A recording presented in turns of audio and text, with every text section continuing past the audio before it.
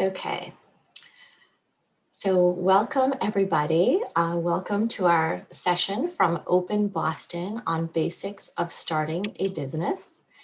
And we put together this session today because there's a lot of interest in learning about the steps involved in setting up a business. And we have two great speakers who I will introduce shortly, who are experts at how do you set up a business. And this session that we're having today was initially part of the Open Boston Mentoring Program. And we know there's interest from many other folks as well. So that's why we've decided to put this together. So with that, I would like to introduce our speakers, and they will have most of the time today. So Imran will go first, and then Yasmin, and then at the end we'll have Q&A. We'll have some open time for all of you to ask questions that you may have. First I will introduce Imran, who is one of the founding officers, the original founding officer of Open, as well as a charter member. And Imran has many years of experience in business. He is currently the Chief Technology Officer of SoftServe International Corp. and has many years of experience with new business development, technology product development, as well as offshore technology development. So Imran, welcome, and I will turn it over to you. And then when you're done, I will introduce Yasmin. Okay. Thank you, Naeed, for that introduction. So today we will talk about things that are common to pretty much all businesses when they are starting up. And given the amount of time, I'll basically touch base on the essentials and go through quickly through them, and then discuss the individual businesses that you may have questions about later on in the Q&A session. So when anyone is starting a business, one needs to identify what are the main goals.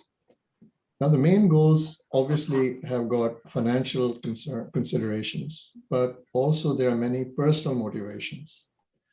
So when going about thinking about what the business is that you want to get into, you need to look at it in a more holistic manner. And then you need to figure out what your long-term vision is, and then map it into short-term business goals.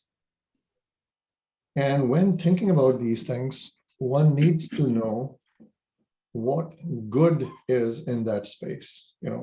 If you want to really get good at developing a service or a product, what are the attributes of its excellence? And then the other thing that you need to know is, what does it take to achieve that excellence? Many times people don't understand those two very critical things and then fail to then plan accordingly. So these are some very sort of basic questions that you need to grapple with early on. And later on, you'll have to establish metrics and measure how you track results, and how do you sort of set up intermediate goals and realistic targets that get you from your starting point to some intermediate goals, maybe every 2 to 3 years, and then reassess where you're at, and then pivot according to the market, the goals that you have been able to achieve with the team and the money that you have and the resources that you have. So those are the first very upfront sort of introspective things that you should think about, and then decide to take on this venture or not, given your situation. The second thing that I think people make, coming from typically when you're an employee, you think in terms of your own capabilities alone. But the very important thing up front is to think in terms of building a team. Don't try to get into a venture alone. It's very, very difficult. The failure rate is very high. So my recommendation is have at least 3 to 5 people at least in your team. And it's critical what the attributes of these 5 or 3 to 5 people are. There is a tendency when we make friends, we like to make friends with people who are like us. But when building a team, you actually want people who are, in terms of professional capabilities, unlike you. You have complementary skills that you bring in. Too many times, founders are of like-minded thinking, and that like-minded thinking takes them into a direction that has not looked at the problem or the market from the different angles. So if you're, say, a techie, find someone from the business background or sales background and try to form a team that has a nice mix of key strengths that are needed to make a successful venture. Then it's also important when you select a team, see how they can handle stress, because this whole journey is full of stressful events, and being able to take those stresses in a calm, collected manner is going to be critical. And in case you go for finding venture, you may have heard this term that we don't invest in the company, we invest in the team. So raising money becomes a lot better if you have a solid team. And you also want to find people who are team players. They don't use too much of the word I, right? They have a good enough, they have their reasons for coming on boards aligned with you, right? They're in it for the same sort of things, because if they aren't, some might be looking for a short, exit, and you may be interested in a long-term entity, and that would create conflicts. And then once you're done, you need to incentivize them by giving them enough equity and stock in the company that keeps them engaged. So those are the criteria that I consider when forming a successful team. Another very interesting thing is that when you form a corporation, you're actually creating a legal entity that have attributes of an individual. And Yasmin will get into what those various formats are of different sorts of legal entities and the motivations for selecting one versus the other. So I won't get into that. But the interesting thing is that from a legal point of view, a corporation is essentially a human being with super strengths, right? It can have multiple partners. It can issue stock. It has limited liability. So when you undertake ventures and borrow money, it's the entity that's risking or incurring that liability. You're personally insulated. And then Yasmin again will go into how to encourage or structure it accordingly. So that's why they're called limited liability companies. And corporations are not necessarily always for profit. You have nonprofits and things like that. So one of the first things, so once you have formed a team and you have decided that you're going to incorporate, then what you need to look at are lawyers that specialize in incorporation. The act of incorporation or forming a corporation varies from state to state. And so you need to decide who to select as the lawyer. In my case, I was lucky because the two first key people that you want to find are accountant and a lawyer. In my case, I was lucky that it was the same person. He was a lawyer who had become an accountant. And ideally, I would recommend that you look for such a person out there. They are out there. Because then they can look at the form of incorporation, which is essentially a legal and an accounting first step. So now you have selected your accountant / lawyer.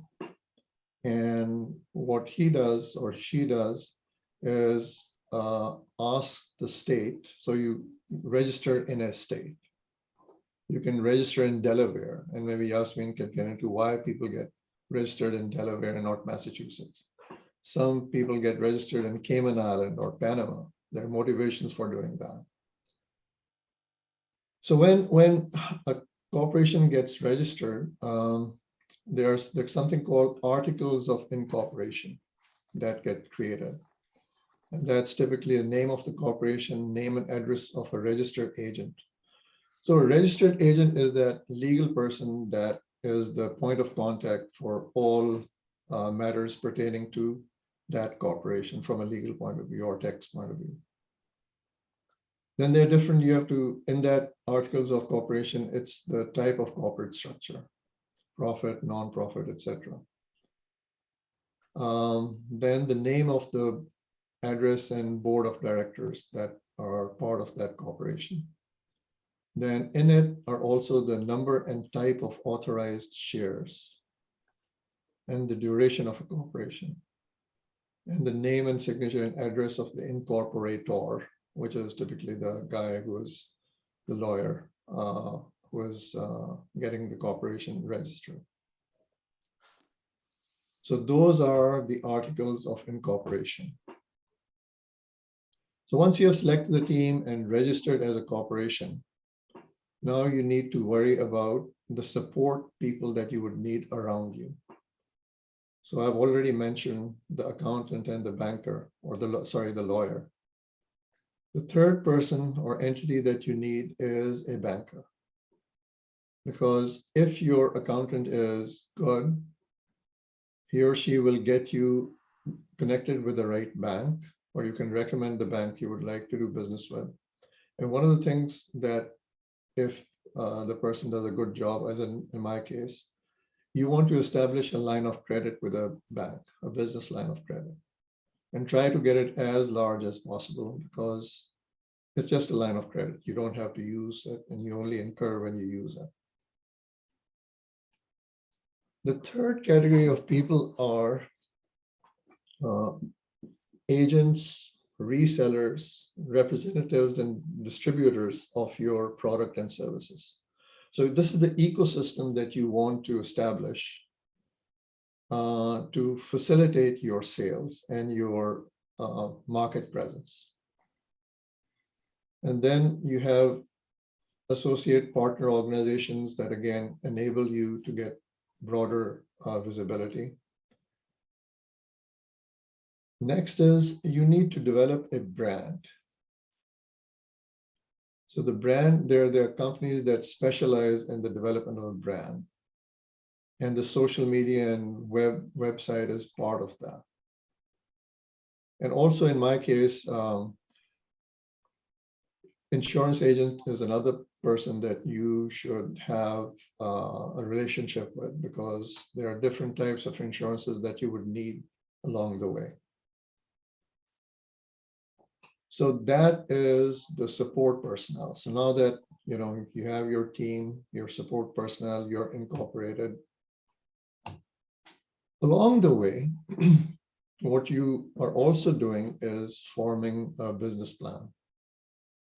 And here you will establish what your primary goals are, monetary and non-monetary. You would think through your products or service that you're developing. You would identify your potential clients and customers. You will establish your marketing strategy. You will establish your pricing strategy. This is a lot, by the way, but here I'm just skimming over what it takes, what are parts of a business plan. You need to know what your competition is and identify potential early customers. So you need a business plan that needs to be targeted maybe 2 to 3 years out and gets revised from time periodically, depending on circumstances. This business plan need not be simply for raising money. It's for you to establish your goals as well. So now you have a business plan, you have all these things. Next, the challenge is what kind of office space are you going to work in?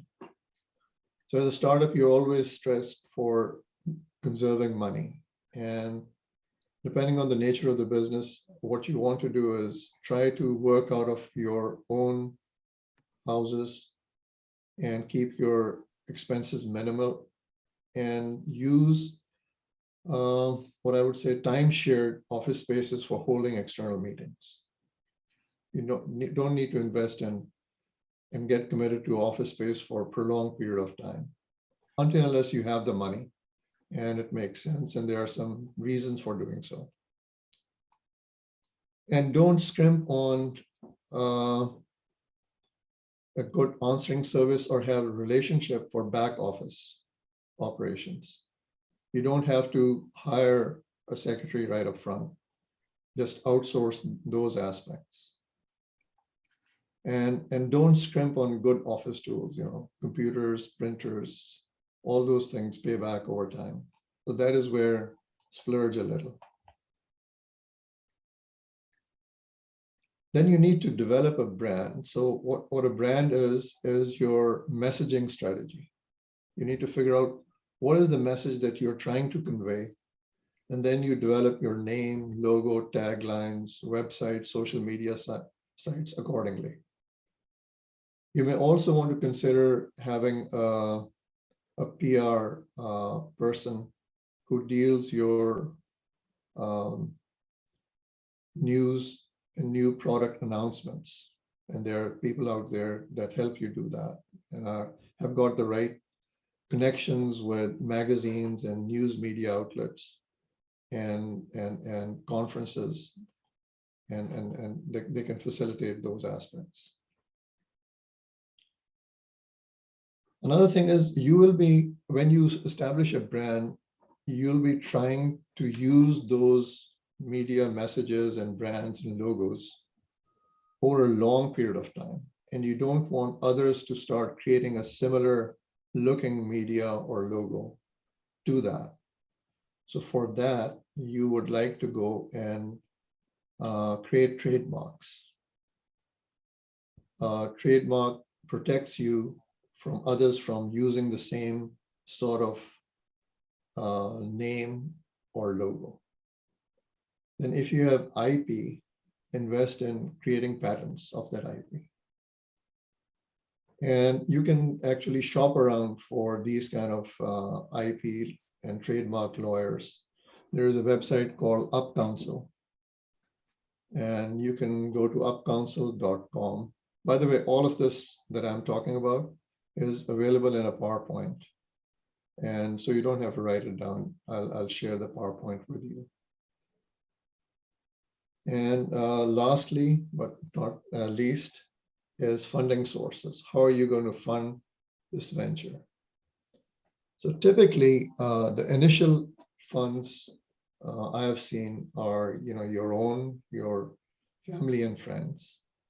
But a new kind of funding has become available lately, which you should also consider at some point, which is crowdfunding. So there are a couple of sites like Start Engine, which I recommend, where you can put up your business plan and your team. Online. And there's netcapital.com as well. What I'm doing is creating an online passive clinic to be a community of people where you can. Excuse me, I can't hear that. Could everyone please mute their line? Thank you. What's the question?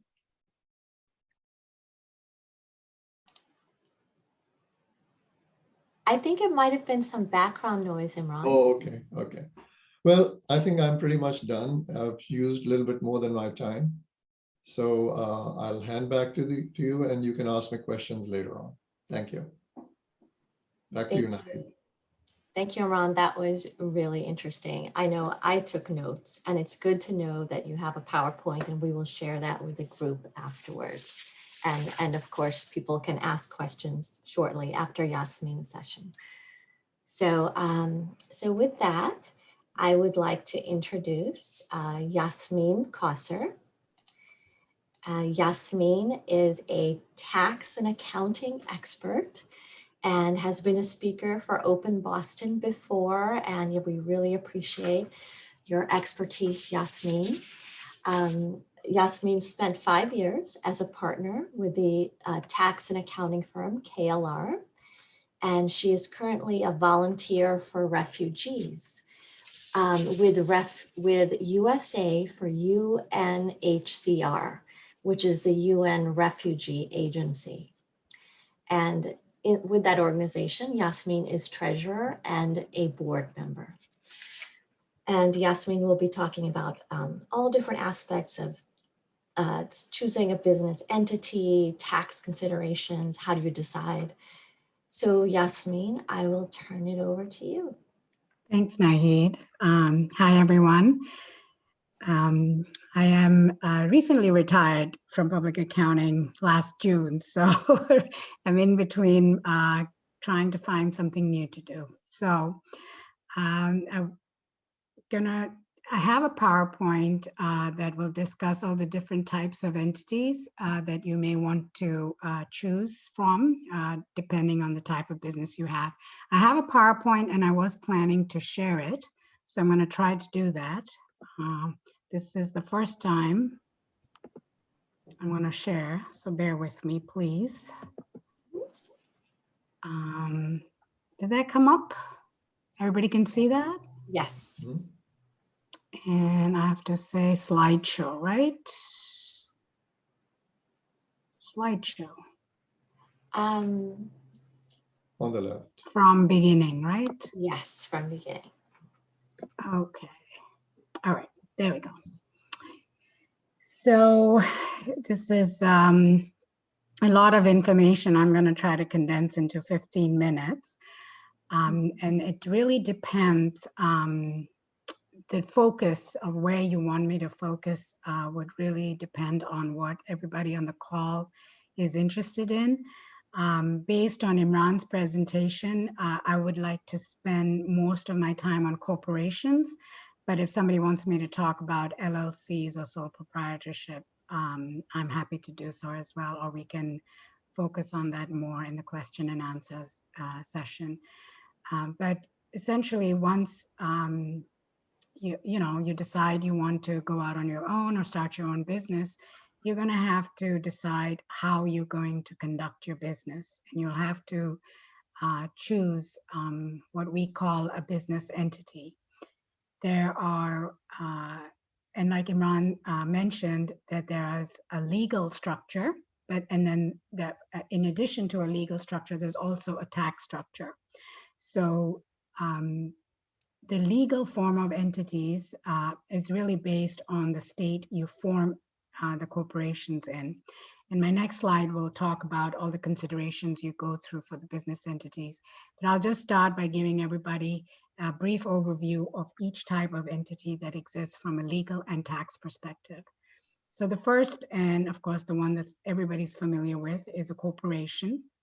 And as I mentioned, they are structured under state laws, and the federal has an overarching law, but each is modified by the state rules and regulations. And they are monitored and administered by the state, which is why it is important to consider the state you're going to choose to form your corporation in.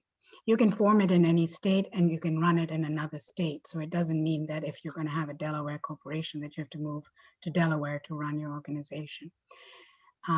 So corporations, there are three types essentially that you hear about. There are the S Corps and the C Corps. These are classifications based on the tax code. The C and the S are reference to a chapter within the tax code, chapter S and chapter C, which defines all the tax rules that govern these corporations. Recently, there was a high-tech company that got a lot of coverage just recently on choosing to become a B corporation. The B corporation is not a separate legal structure or a tax code. It is really came out of an entity called B Labs, which were certifying corporations who were trying to balance their profit motive along with social and public benefits, so there could be nonprofits, there could be for-profits, but the B corporations are really trying to balance their profit motive with doing something good. And what this ends up being is there are like over 200 criteria that these corporations can get judged on. and they have to report on that. So there's a separate team, just as you report for a public company, there is a separate team that has to report for their B, what they call the B initiatives, whatever their mission may be. So Viva Corporation was the one that recently went towards this, and they found their mission is to make sure that there are more equitable employment opportunities, was one of the reasons they decided to go this route. And I think a lot of corporations, just as an aside, these days are feeling the pressure to do something. They're being told to take positions, for example, in the Georgia voting law, and corporations hesitate because the primary purpose of a corporation is to be in the business of generating profits for their shareholders. So keeping that in mind, B corporations allows a little bit of a protection to the directors if they don't maximize profit by focusing on some other criteria. So those are the reasons why B corporations are becoming a little bit more popular. Then incorporations will provide you with the most or maximum amount of legal protection from shareholder lawsuits as shareholders or directors or officers. So that's also one thing to keep in mind. The next type of entities that you will see are partnerships. These are unincorporated businesses with 2 or more members.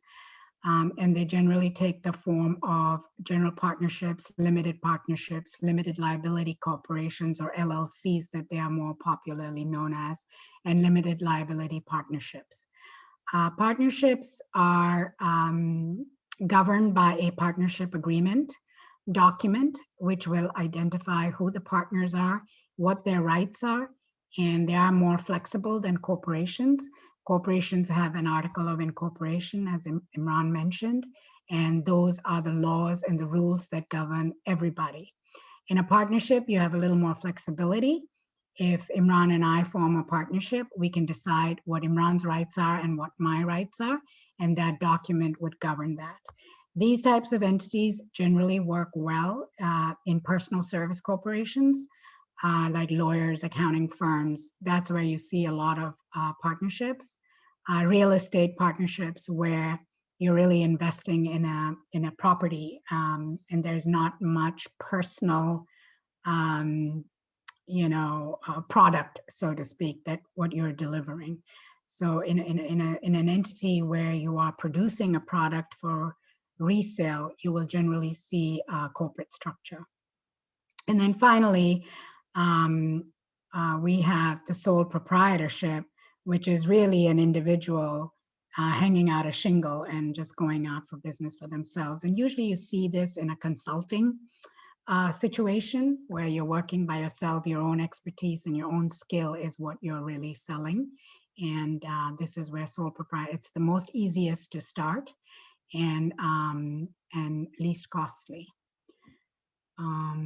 With that, I want to go to the next slide. Okay, so how do you choose between all these entities as to what is right for you?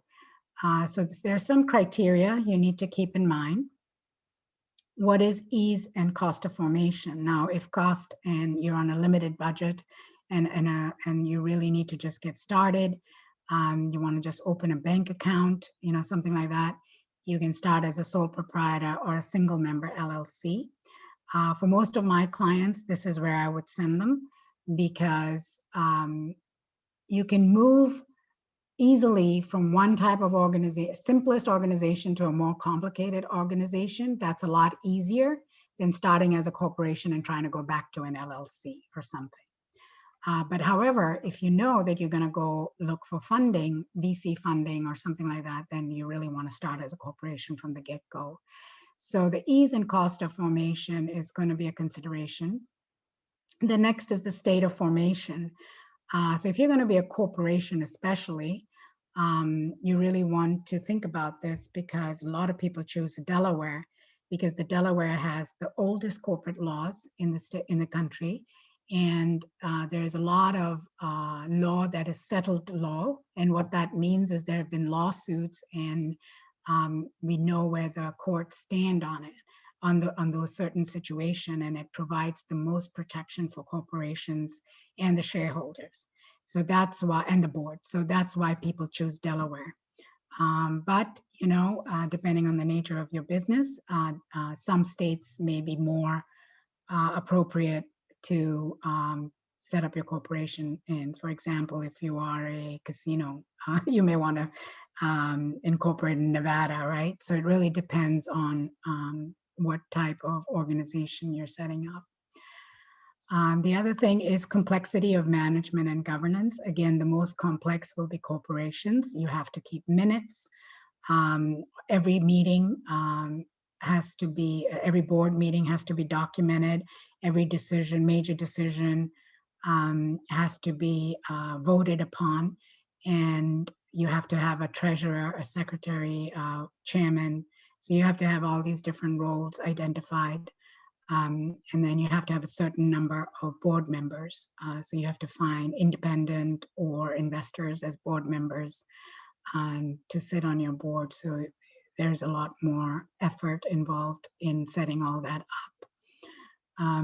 The next criteria is transferability and dissolution. So how easy is it to transfer your ownership? If you're going to be raising different rounds of financing, obviously a corporation would be better because they're just shares. You can just document that in your share register and you're done. Whereas in a partnership, you've got partnership percentages or units of ownership, and these are a little bit harder. You have to draw up an amendment to the agreement. You need a lawyer to do that. Everybody needs to agree on it and sign off on it. And these signatures have to be notarized, and there's all kinds of process that's involved. If you're a sole proprietor, it's not, you know, if you're selling the whole business, it would be easier to transfer. But if you are trying to bring a second person in and go from a sole proprietor to a partnership or something, that again becomes a little more complicated. So if you are envisioning more shareholders down the road, then going with a corporation is probably a better solution. And then liability protection. The most protection you get is in a corporation. The least protection is in a sole proprietorship. And what this protection means is that if you're sued, if you're a sole proprietor, they can come, your creditors or whoever is suing you can come after you, after your personal assets. So they can come after your savings account, your brokerage accounts, whatever you have. If you don't have a homestead on your home, they could come after your home. So that's why having that's why we have even consultants go into a single member LLC, because then they're only liable to the extent of whatever the assets are in the liabilities names. And then the final consideration is reporting requirement and taxation. We'll go more into this as we discuss the pros and cons, but sole proprietors and single membership do not have a separate tax reporting requirement. All the other entities have to file their own returns. Here are some of the advantages and disadvantages of the sole proprietorships. They're easy to form, simple to operate, easy to sell the business assets, few administrative burdens. You don't really have to keep any record on minutes and things like that. The income is passed through to the owner in a Schedule C Form 1040. The disadvantages are their limited sources of capital. It's going to be hard for an investor to fund just a sole proprietor because they don't have a lot of control or a lot of protection. You know, you could just take the money and go live on the Cayman Islands and nobody would find you. So you'd be hard pressed to find an investor. You have unlimited liability, as I just explained. There's no guarantee of continuity. So, you know, the business dies with you. So there's no real value that you can transfer to your heirs. There's no goodwill that you're really creating other than your own good name. And one of the tax drawbacks is that you will be charged self-employment tax on your entire income. Limited liability companies have become very popular because they have the flexibility of a partnership, but a lot of the protections of the corporation. I have seen some VCs funding these types of entities, and they have converted in the future or down the road into C corporations.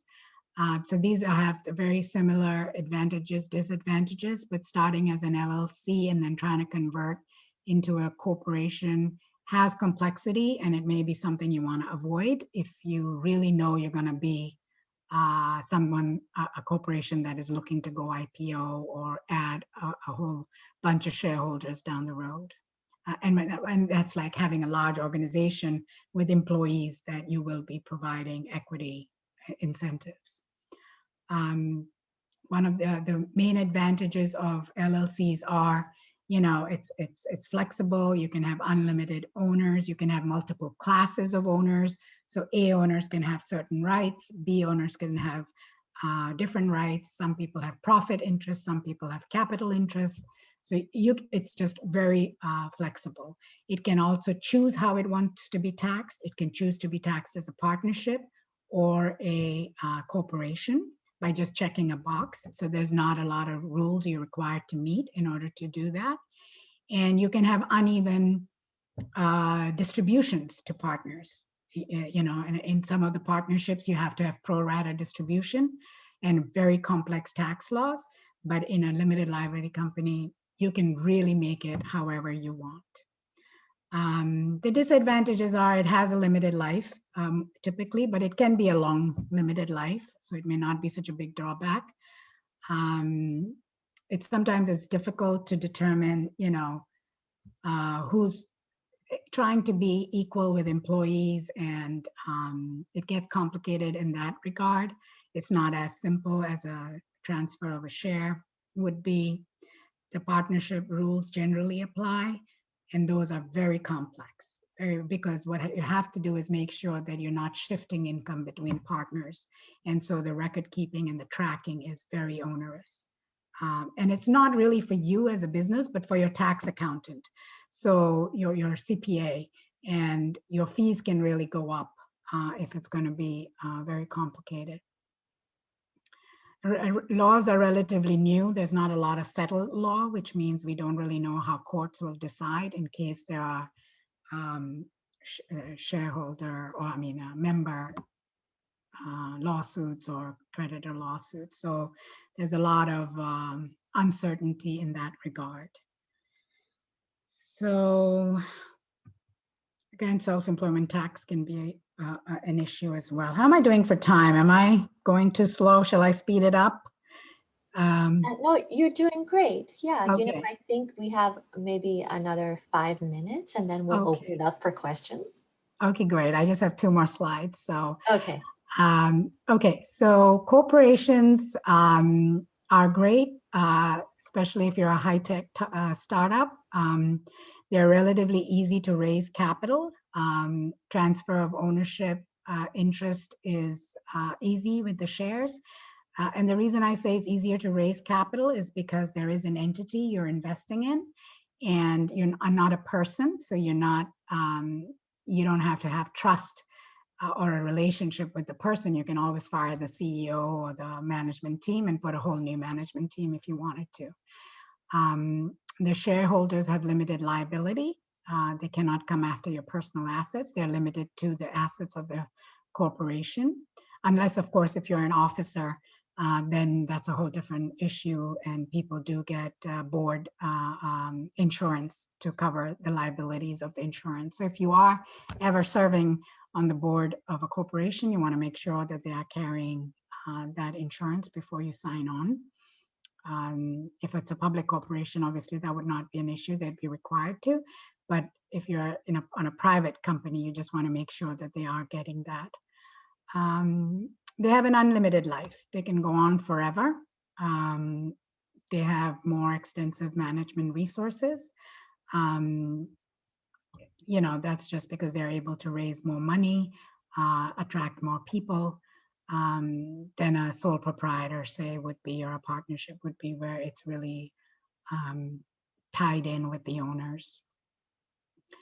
And the shareholder employees can be given a lot of benefits, a lot of employee provided benefits that are restricted. Now, this may be restricted in an S corporation if you are more than a 2% owner, but in a C corporation or a B corporation, they work like just a regular corporation, and you can get all kinds of, you can get health benefits and stock plans and all kinds of benefits that can be provided tax-free up to a certain amount. And that's important because you're trying to attract talent. If you are in a competitive industry, then you may want to keep that in mind, that if you're going to hire employees, are you going to be able to attract the best people by offering them the best package?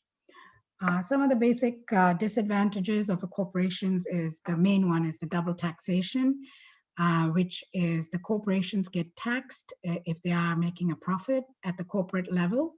And then if they make distributions to shareholders as dividends, they get taxed again when they received dividends. Although with the during the Bush time, with the tax reform that was done, the dividends from corporations that have been taxed on that income, to avoid the sting of the double taxation, you do get the capital gains rate on qualified dividend distributions, but nevertheless, you are still paying a double tax on that. And it can add up being almost half you'd be paying on tax. So it is a big disadvantage.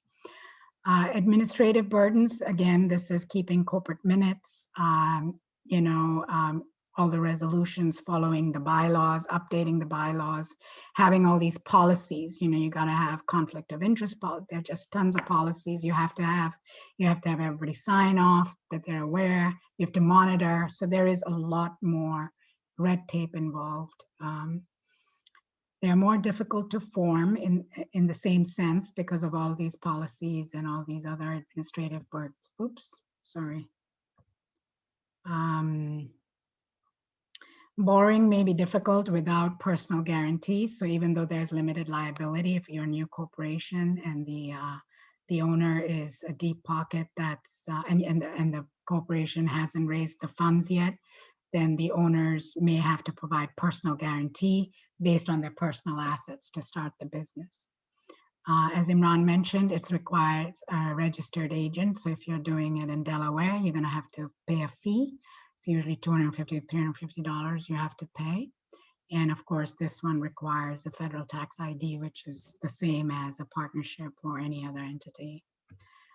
A lot of times we do ask, I'm going to not go over this. I'm going to share this slide, and you can look over the S Corps versus the LLCs. The main drawbacks of the S Corps is that you have limited number of shareholders and you can only have a single class of shares. So it's very limited as to who can own it. And ever since the LLCs have become popular, we have been seeing S Corps. We have started to see S Corps very, going down in numbers. But now with the new law under Trump, with the QBI, the Qualified Business Income Deduction, the S Corp started to become a little more popular again. And that's a topic for another day. But you guys can look through this chart to see some of the basic differences between an S Corp and an LLC. If you were a doctor or someone like that who was going out on their own, these are the entities I would say you would need to consider.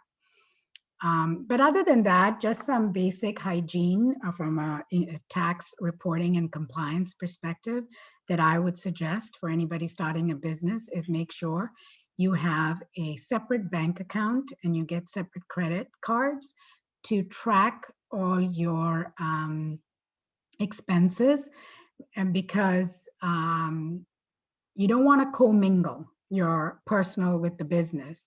If for any reason your business is ever audited and you are commingling, all your personal stuff is subject to audit. They will go to look at everything. So in order to keep that wall, you want to have separate accounting and really invest in a bookkeeper. people trying to do it, especially if you don't have a business or an accounting background, it's just really messy, and you can, it'll end up costing you in tax fees, or you'll have really bad records, and on an audit, it'll be a nightmare. So you end up paying that money sooner or later. So it's the cheapest to hire a bookkeeper and let them keep your records. So with that, I'll pass it back to Naheed, and we can open it up. I'm happy to answer any questions. Thank you, Yasmin. That was great. Really helpful information and so much to cover. And, you know, I know that there's a lot in that area. So why don't we open it up for questions? Stop sharing. I'm sorry. Oh, yeah. So at the, you know, the share screen button at the bottom, the one that you clicked initially. Oh, sorry. I have to go back to my Zoom screen, right? Yes, on the Zoom screen at the bottom, if you click stop sharing, I believe that would take care of it. I can't find my Zoom.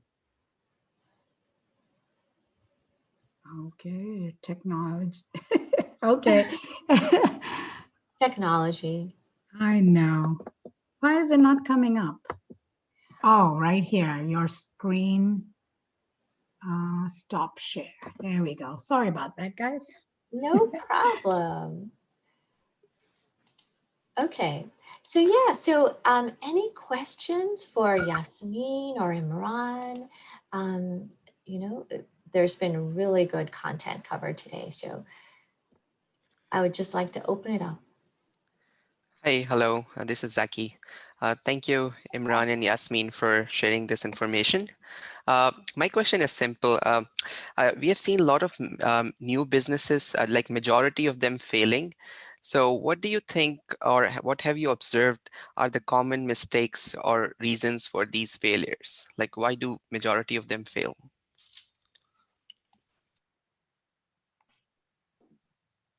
I looked at some statistics on small businesses and their failure rates. A single person leader who is the main founder have the highest rates. So you want to avoid that situation. Second thing is, as I mentioned,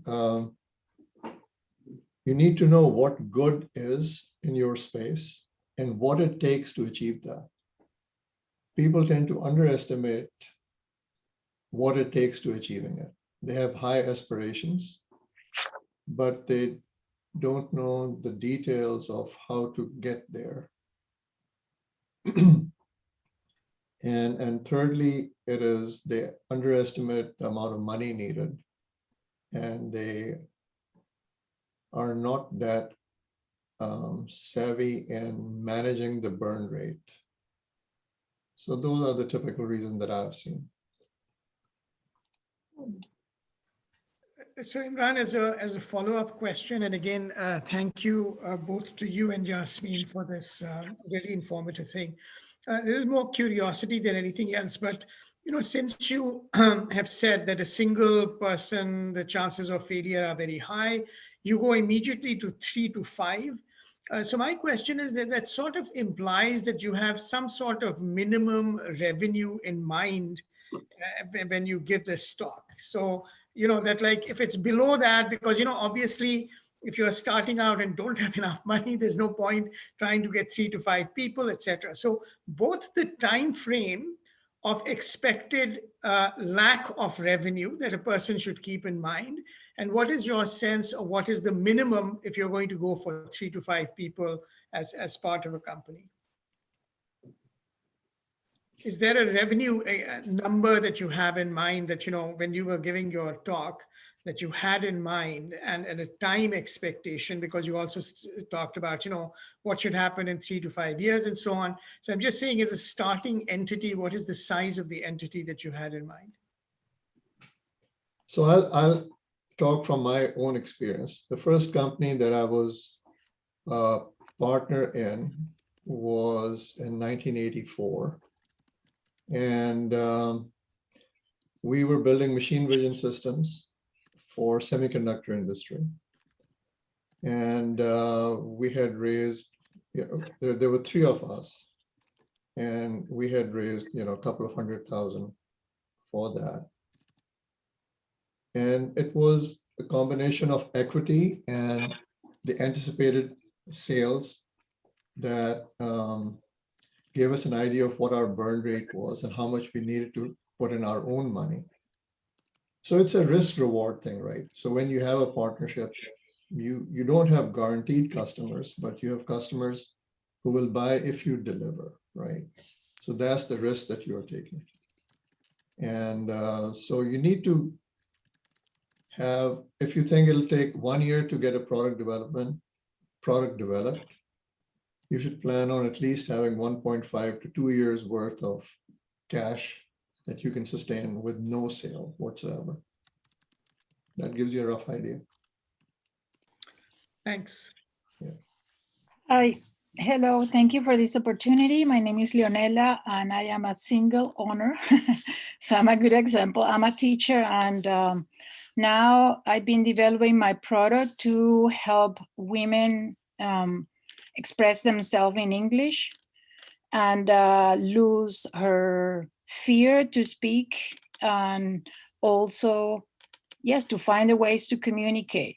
So my question is, to Imran, you say we need to really know how long does it take in our industry or in our specialty, how the promise that you are saying to people, they get it. For in my case, for example, I've seen that it takes at least a year in order to feel confident and overcome your fear, be able to engage in conversation with native speakers. So I have developed like a curriculum of a year, 7 weeks, all that. How do you really know what is the excellence? Because you mentioned you need to know what is your excellence product, in order to scale. Could you define that? What is your definition of excellence in your field? So each product has got certain parameters, right? So if you look at, say, a car, there are performance parameters. A car at a certain price has certain value. So if you offer the same performance at lower cost, it is more excellent. So in every product or service, there is a criteria that defines what is good. You may have established industry, so those things are easy to find. The real tricky part, and this is where a lot of companies fail, is they're trying to create a product in a new industry or where the parameters are not that well established. So in that case, you have to go through a lot of prototyping and experimentation and sampling and getting feedback on what the customer experience is that then creates what's good. Perfect, because in my case, in my industry, we are used to grammar. People say, I need grammar, I need pronunciation, I need content, but then they cannot speak. So I'm prototyping now and evaluating how long does it really take you to start talking comfortable.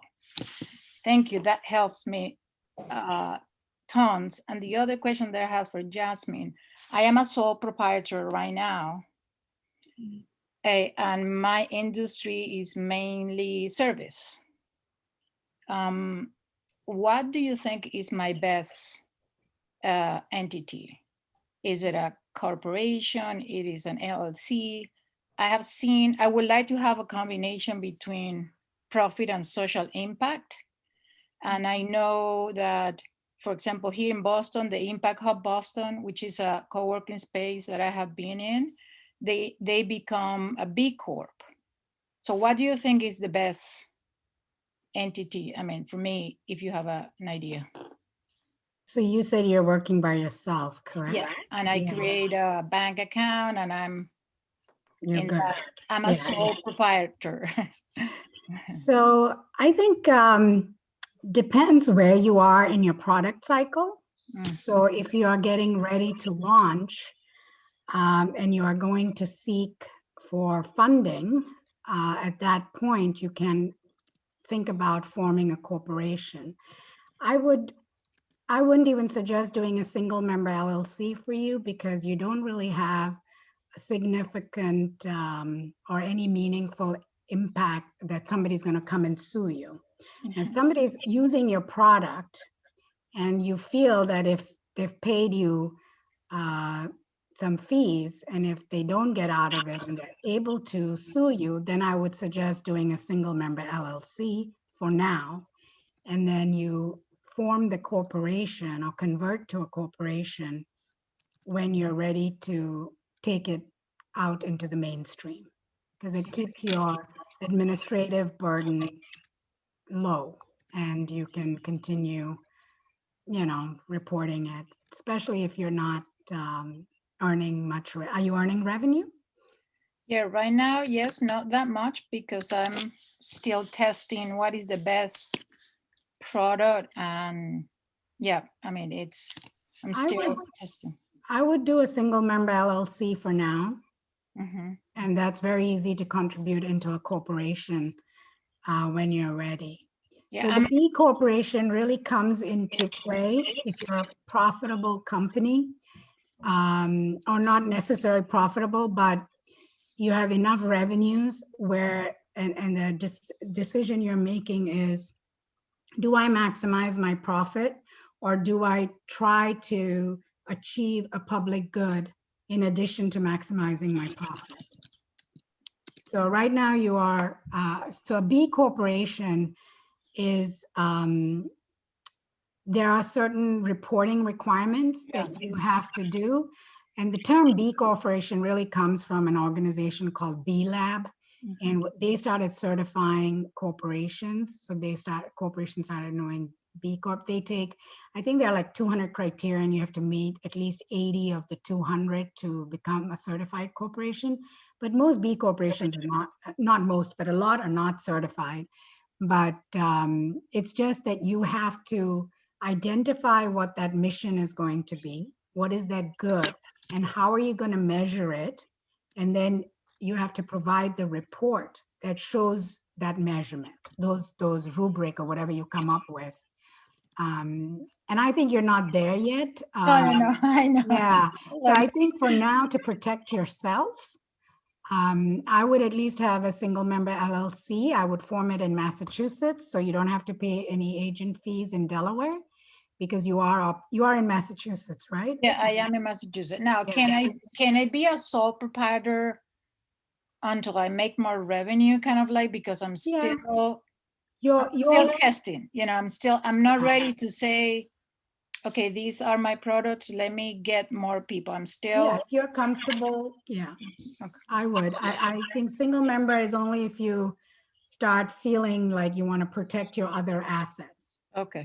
So we have a lot of these I had a lot of these high-tech young, one kid was out of Twitter. He was like one of the first 30 employees at Twitter. So he had a lot of money that he needed to protect, and he wanted to go out on his own and start business. So I told him to start a single member LLC, and that's how he started. And now he's actually become a corporation. So that's a good transition. Yeah, it's a process. Yeah. Thank you. You're welcome. Great. Are there any other questions?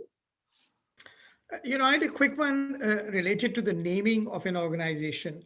The expectation these days is that everybody is going to go on the web and hunt you for your company and try to figure out what you do and so on. And a lot of the names that you might desire may be taken or cost too much. So does it make sense these days, and I'm sure it varies depending on the kind of company and the kind of services, but how important is it to really first find a website name that is easy to remember and perhaps give some indication of what you're doing, etc. And then name your company so that that particular website can be used. You don't have a disconnect between what you have named your company and something that, you're trying to be close to that name, but it's either too long or something like that. Is this an important factor? Should you first find your website name and then name the company?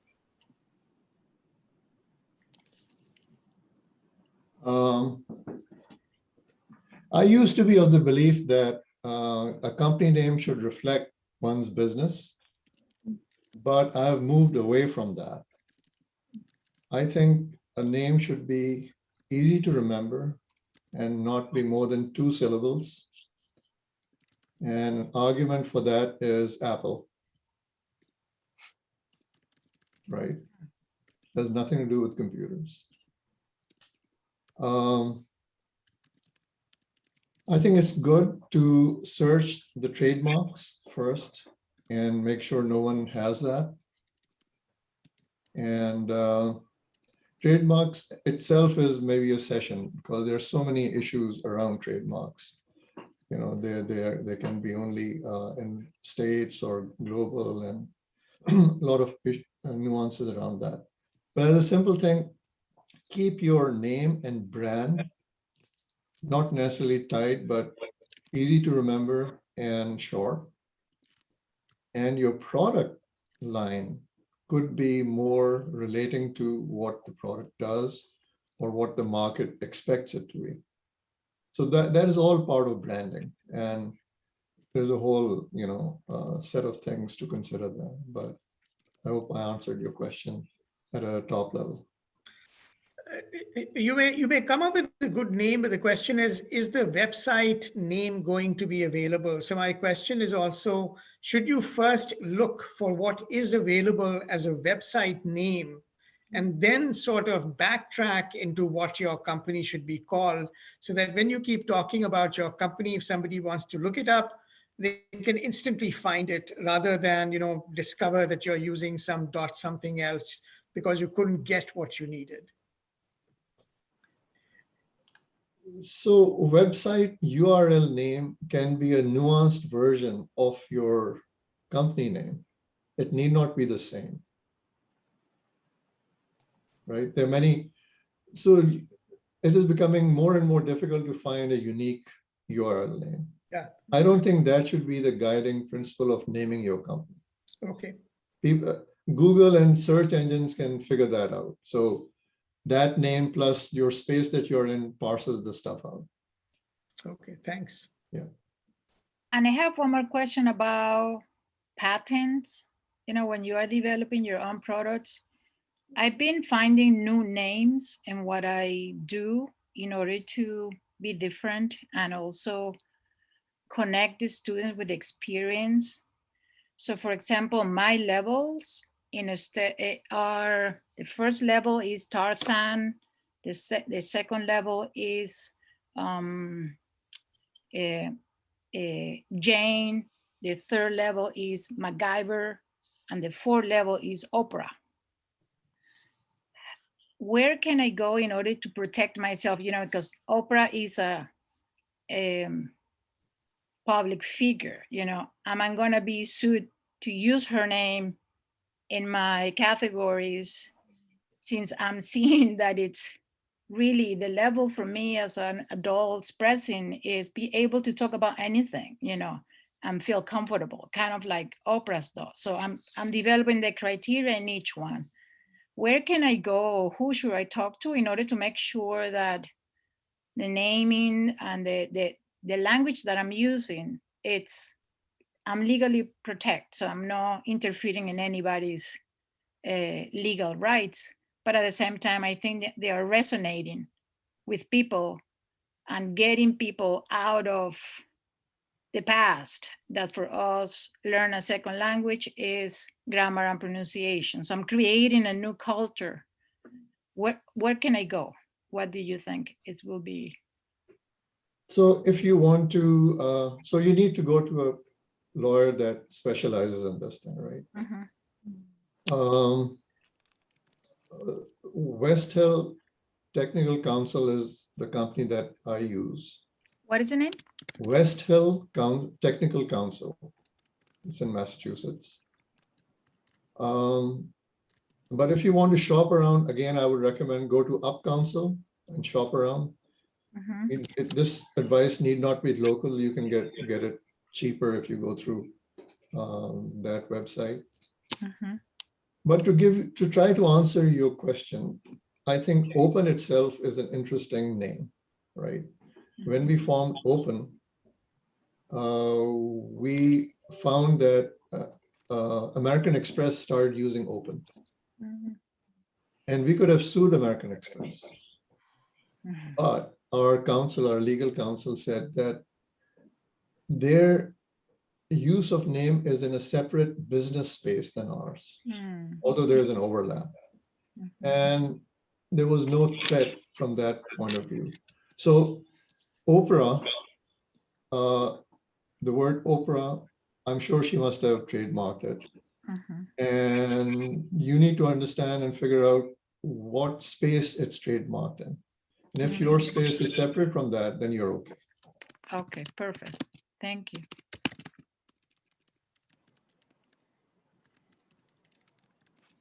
Okay, so I know we have run over time, but are there any other questions before we wrap it up? Okay, so that will, conclude our session. Thank you so much, Imran and Yasmin. That was wonderful content. I know I learned a lot, and I know the folks on the call gained a lot from this as well. And thank you for all the questions, for the participants. Tanvir, who is also on the call, is working with me on the Open Boston Mentoring Program. And we're really glad, to have you all participating in that program. So with that, we'll follow up with some slides. We'll send it out to the participants, and hope you all have a wonderful day. Thank you. Thank you. Thank you. Thank you so much. Thanks, everyone. Thanks very much. Bye. Bye.